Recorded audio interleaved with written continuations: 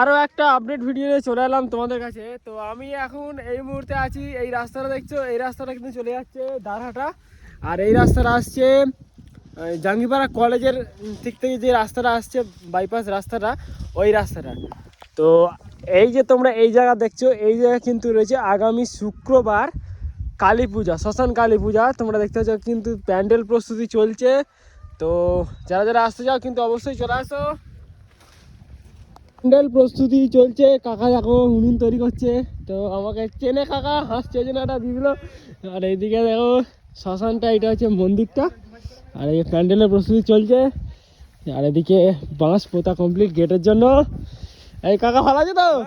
একদম। আর এইটা হচ্ছে আমার বন্ধু, দেখতে পাচ্ছ প্যান্ডেল করছে, ডিজে।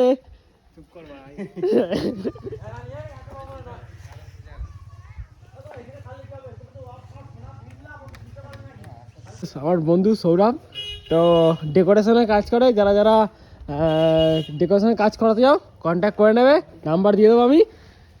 কিছু বলো দাদা, আমাদের সত্যি কথা দাদা থেকে ইনফরমেশন আমার ইউটিউবে ফেসবুক জার্নিতে। দাদা কিন্তু হাসছে এখন।